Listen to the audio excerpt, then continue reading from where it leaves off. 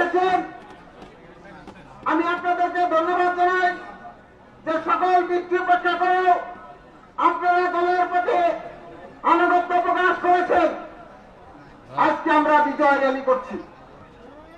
24 সালের 5ই আগস্টে এই বিজয় র্যালি কিন্তু আনন্দের বিজয় র্যালি নয়। একজন তরুণ তারা